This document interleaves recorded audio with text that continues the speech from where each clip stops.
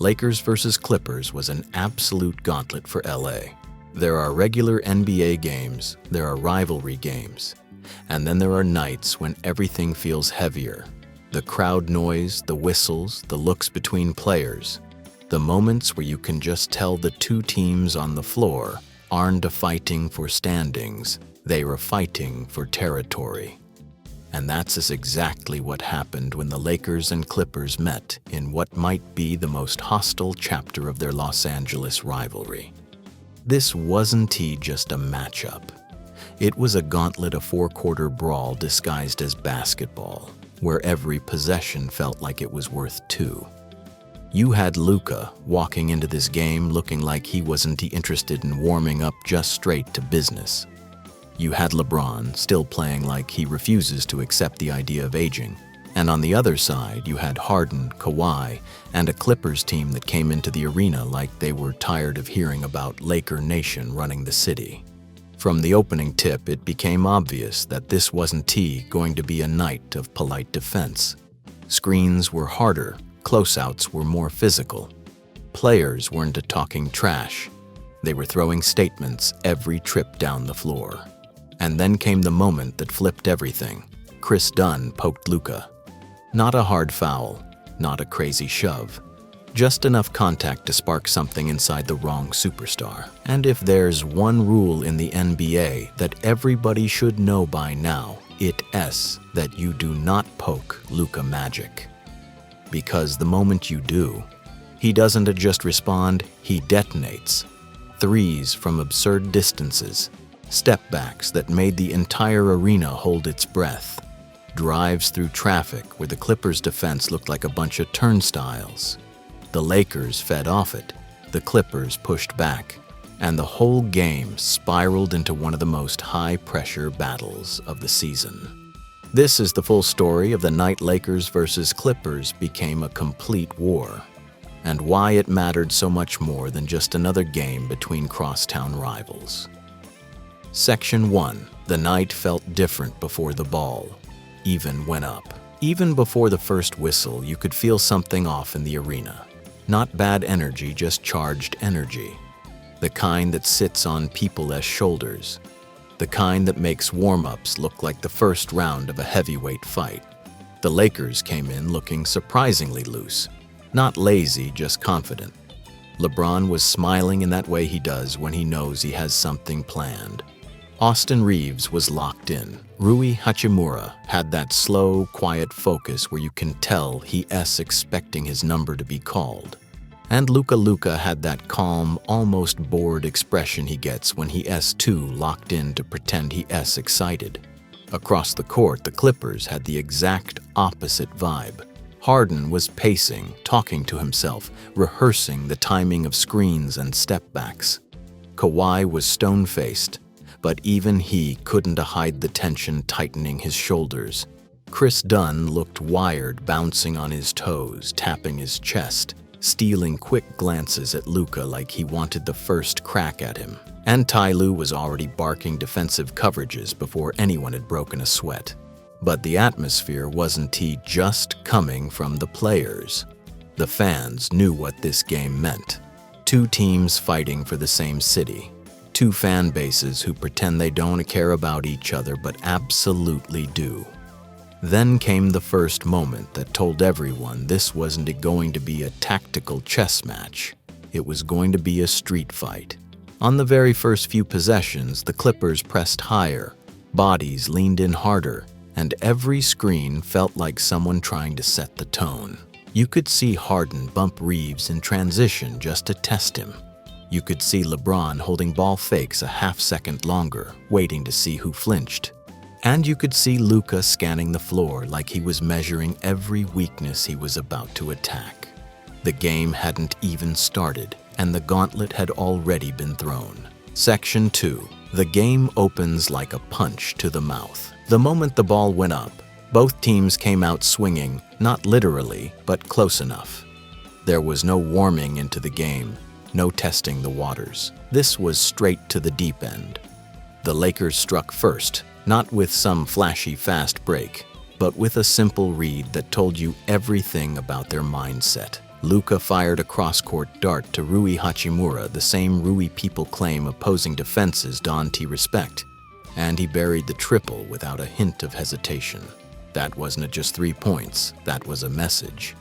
You're going to have to guard all of us tonight. But the Clippers answered immediately.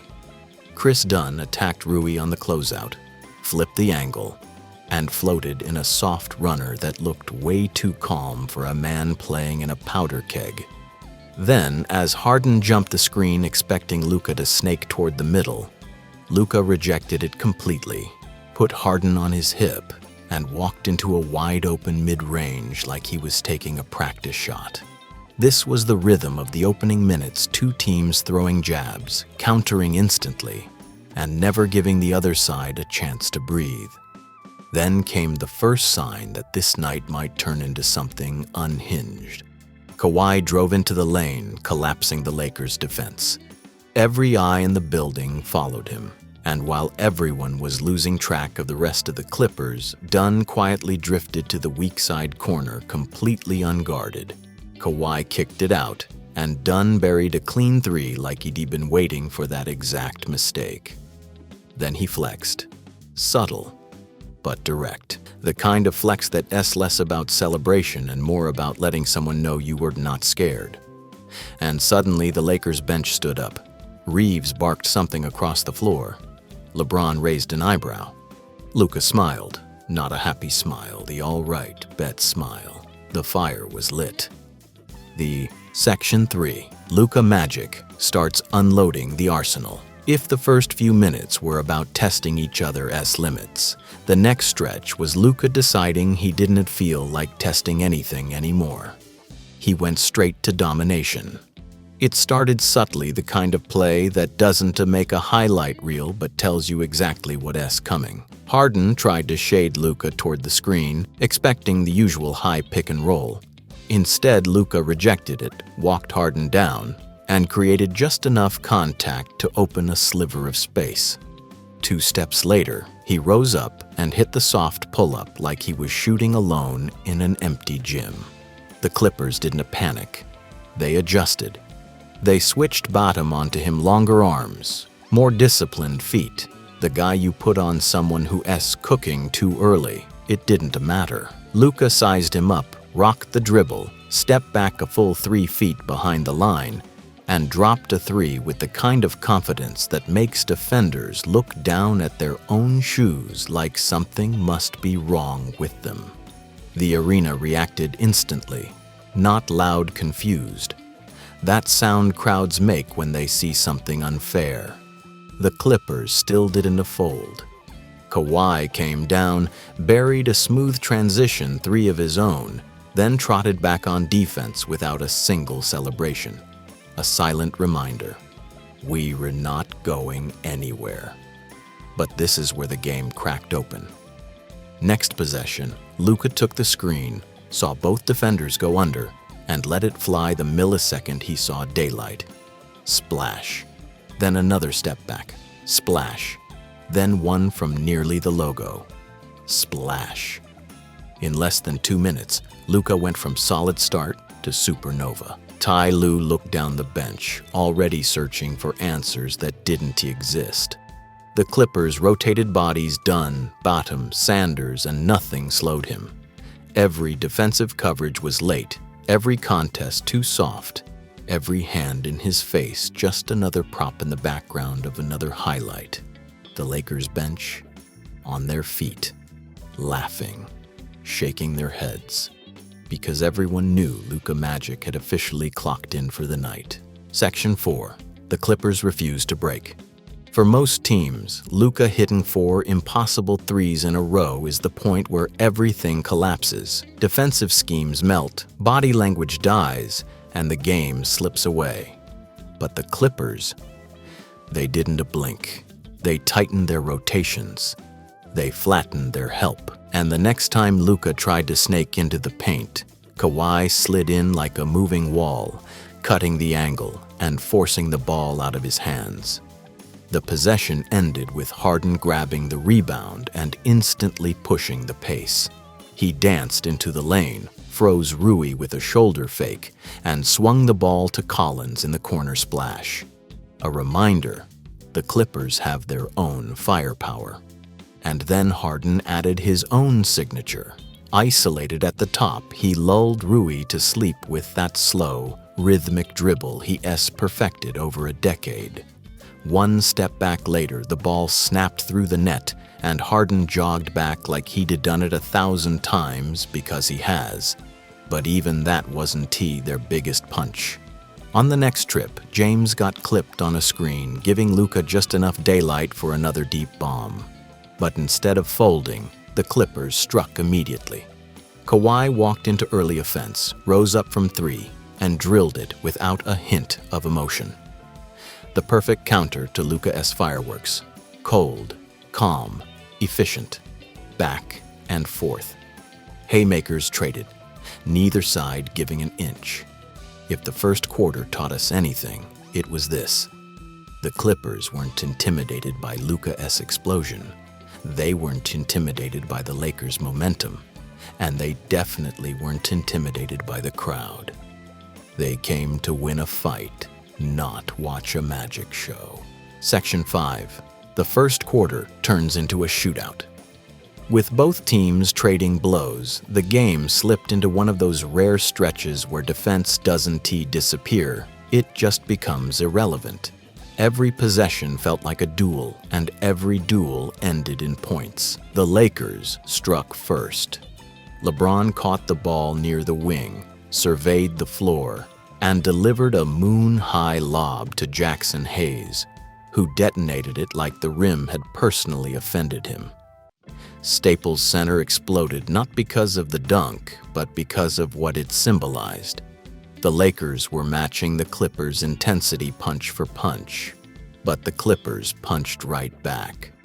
Harden got Rui on an island, shifted into that signature side-to-side rhythm, and forced the Lakers' help to freeze just long enough. With one subtle misdirection, he found Collins wide open in the corner for another 3. The beard wasn't hunting highlights, he was dissecting the coverage. Then came the moment that reminded everyone this game wasn't only about scoring. James got clipped on a screen, stumbled, and Luka immediately recognized the opening. One quick move, one tiny sliver of space, and he drilled yet another 3, his range expanding by the minute. Ty Lue didn't even flinch. He'd seen this movie before. But knowing the plot doesn't mean you can stop it. The Clippers responded with vintage Kawhi. Early offense, no hesitation, smooth as water. Another 3, another statement. By the time the buzzer sounded, the scoreboard read 38-37 Clippers after 12 minutes of chaos. One quarter down, and the game already felt like it had gone through 3. Section 6, the second quarter, opens with controlled mayhem. The second quarter didn't slow things down, it somehow made them even stranger. Instead of the usual lull where benches settle in and stars rest, both teams doubled down on pressure, treating every possession like it was late in the fourth. The Clippers struck first. Kawhi used a clean screen from Zubac, got just half a shoulder past his defender, and created that tiny pocket of space he needs to rise into the mid-range. Vintage Kawhi precise, mechanical, unbothered. LeBron instantly countered. He sent a quick double at Kawhi on the next trip, forcing the ball out of his hands, but the Clippers stayed patient. CP swung it to Batum, and Batum, always steady, always prepared, punished the rotation with a clean 3. The Lakers needed an answer, and they got one from an unlikely source. With Dunn getting clipped on a Hayes screen and Zubac playing soft in drop coverage, Austin Reaves let it fly. Splash. Reaves had been quiet for most of the first, but he wasn't going to stay quiet. The moment that shot went in, his entire posture changed more upright, more confident, more aggressive on the catch. The defensive tone shifted immediately. Reaves jumped a passing lane, took it the full length of the court, and finished in traffic. Luka followed that with a drive of his own, drawing contact on Kawhi and finishing through the bump. One of those plays where he looks like he's moving in slow motion while everyone else is sprinting. Both teams were still scoring, but now they were scoring with purpose, not chaos. The gauntlet was settling in, and neither side looked interested in backing down. Section 7. Momentum swings, and every possession gets personal. By the midway point of the third quarter, the game had stopped feeling like basketball and started feeling like a contest of willpower. Nobody was trading buckets anymore. They were trading messages. The Lakers opened the half by attacking mismatches relentlessly. Austin Reeves got Collins on a switch, hit him with a pump fake that launched him out of his shoes, and then finished the up and under like he'd been practicing that exact move all morning. It wasn't flashy, just cold, calculated footwork. Harden answered by probing the defense with that slow, hypnotic pace he is famous for. He slipped a bounce pass to Dunn, who used his body to knock Luka off balance and flipped in the reverse. It was the kind of gritty finish that reminds you Dunn wasn't out there to score, he was out there to fight. Then Luka struck again. 7 threes already, and here he was isolating Zubac on the perimeter, staring him down like a lion sizing up a fence that isn't tall enough. One step back later, pure. The arena didn't explode, it just exhaled because nobody knew what to say anymore. The Clippers refused to fold. Harden bullied his way to the rim. Kawhi buried contested mid-ranges like he was shooting layups. And Zubac, who'd been getting hunted, all game started going right at Hayes with jump hooks that looked personal. Every possession had weight. Every whistle felt political. And every player was running hotter than the scoreboard.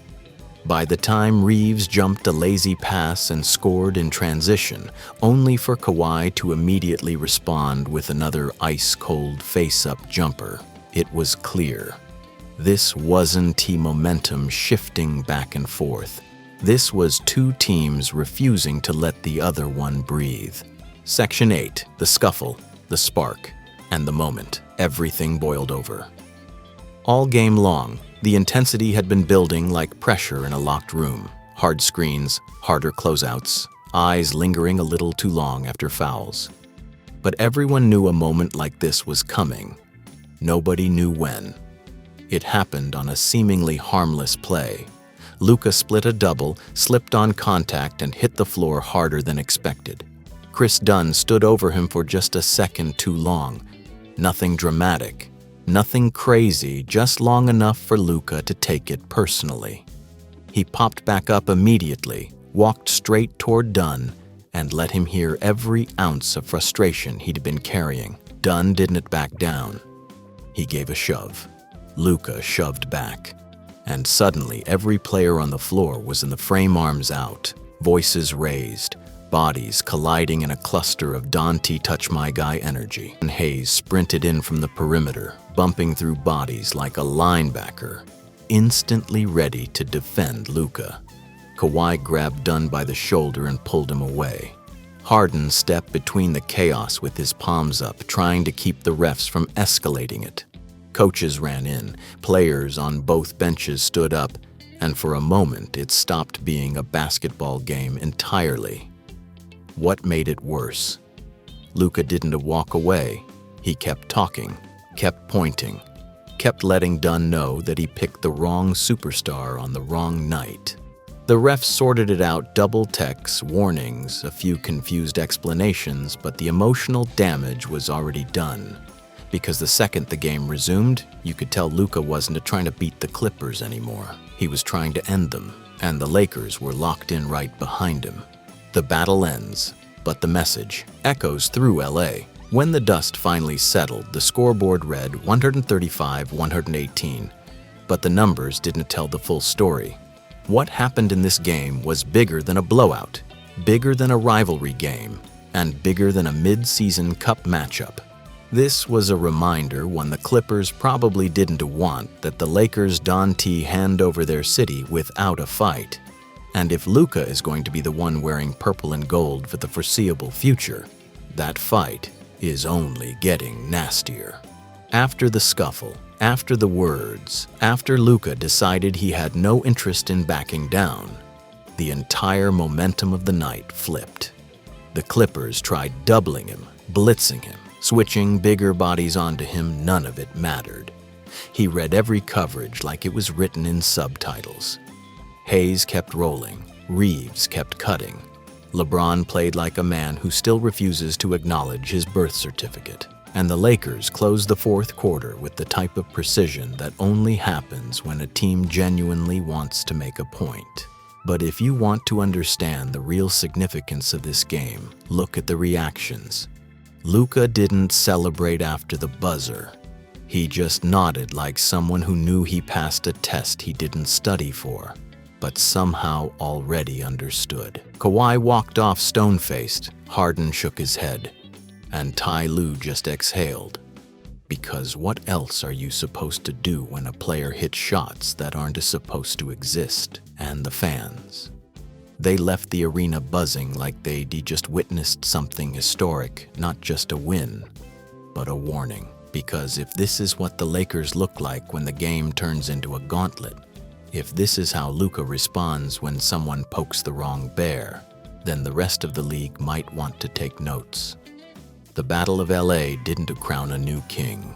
It just reminded everyone that the throne is staying on this side of the hallway.